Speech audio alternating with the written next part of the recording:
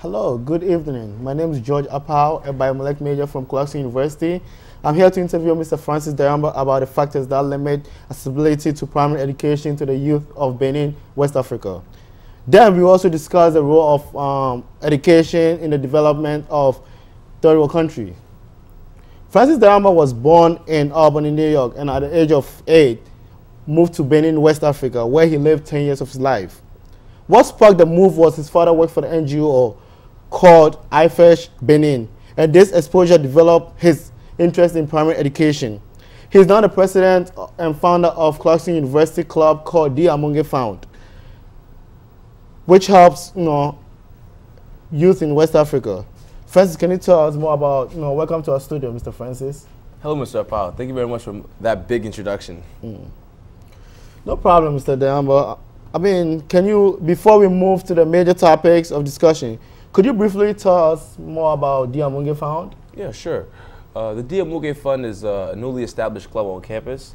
Just started this October. And we help primary schools in Benin, West Africa, in one of two ways. The first way is what I like to call relief.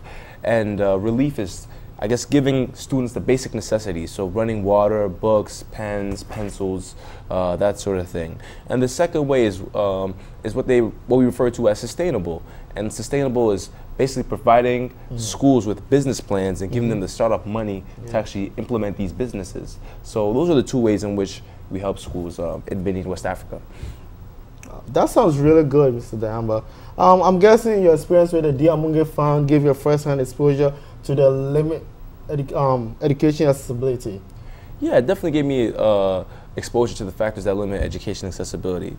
As a club, we research, we do research at these schools to find out the problems or the things that limit education accessibility, and according to those, that's how we help. That's how we choose how we help different schools, and I guess the methods in which we help them.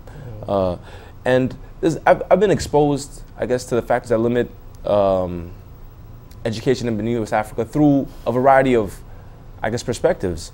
One perspective is I actually grew up with friends that were in the Beninese educational system, so I had first-hand experience through them. My dad actually worked for IFESH, as you mentioned. IFESH, the International Foundation of Education and Self-Help, right? And I guess through him, when he came back from work, we discussed, I guess how his job was going, and then that was also some kind of exposure to the Beninese educational system. And also, I wrote an essay in high school about the success of IFESH, or quantifying the success of IFESH. And so that was also another way for me to kind of get a scholarly perspective on the Beninese education system. So I guess that combined perspective kind of, I guess is interesting. It's a different perspective. And I guess what I want to do today is kind of speak and kind of say the problems that were found there, and kind of speak for that voice that isn't heard, that's yelling for help. Your perspective is definitely interesting, and hopefully after the interview, our viewers will listen to the yell for help. In my opinion, or in your opinion, can you tell us, what is the biggest or most rampant problem faced by parents who want to send their kids to primary school in Benin? I'd say the most rampant problem for parents that want to send their students to school in Benin, particularly primary school, is the cost relative to how much money they're making. I have some statistics written down here. According to the IMF, in 2007, the average annual salary, or the average annual money that a person lives off of, is $437 a year in Benin. Wow. Right? And then I did research with the schools that I'm helping, and we found that it costs up to $637 a year to send a child to a year of primary school education. So just assume that one family has 2 children. So let's say it costs, let's assume that a family has, I guess, a father and a son, a father and a wife, right? That's two adults, and so they'd be making a little less than $900, right? And then if it costs $637 to go to school, that's about 2/3 of what they'd be making a year just going to education. Now, what makes it worse on top of that is that the average woman in Benin averages 5.5 children in her lifetime. Wow. So if you multiply the 637 by 5.5, that's way more than the 900 that I listed earlier. So wow. It's the relative cost of going to school for me would be the biggest problem, or the biggest factor affecting the lack of accessibility of primary education in Benin, West Africa. Wow. These statistics don't seem to add up. I mean, there seems to be a lapse in there. Let's assume a parent is able to pay for the education of these kids. What other problems can we confront? The educational system was actually set up in the 1950s, and it was set up by the colonialists that when they left Africa, they wanted to make sure that Africa had, I guess, the smartest people leading these African nations. So they made the education system really, I guess, difficult to get the cream of the crop, right? And they haven't changed this education system since.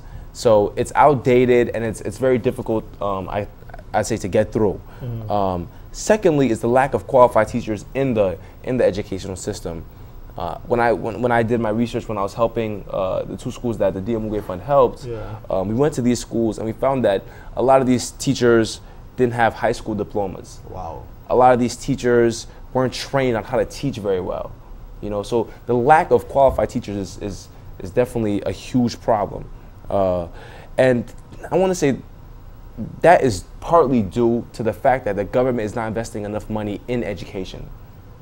So I kind of want to put a little fault on the government as well, to put education as a priority. Also, I mean, there aren't a lot of teachers because the teacher salaries are low. Again, because I think the government needs to kind of put some more money into that. And the Beninese education system is actually the 3rd shortest in the world. Wow. And it's because of teacher strikes. Teacher strikes are allowed, contrary to here. So because of teacher strikes, the Beninese education system is actually the 3rd shortest in the world. So that's, again, another factor that limits the accessibility of education. And another big one is, I'd say, the lack of parental support. Because right now the literacy rate is about 60-odd% in Benin. Right? And so if you're not literate, it's hard to understand why I should send my child to go to school. That's true. So that also is a big factor. You know, people are thinking about how they're going to eat their next meal. You know, I'd rather have my next meal than send my child to school. So it's a combination of these that kind of make it hard for students to get access to education. Wow. Well, you listed problems that a child could face that will prevent them from succeeding in school. Let's assume a child is able to go on from primary to high school to the university and complete a university program. I mean, how's the employment rate down there? Unfortunately, the unemployment rate is very high. You can find people with university degrees that don't have jobs. They don't have jobs, and it's because I'd say it's because of the, I wouldn't say rampant corruption, but because of the corruption that is found there. It's usually, jobs are given to people that know people, and corruption is just a way of life. Like, I know when big purchases are made for photocopiers or that sort of thing, it's expected that the person that sold to you is going to get some kind of extra profit besides what they paid for it. So it's a way of life there, and I think that's also something that's preventing it.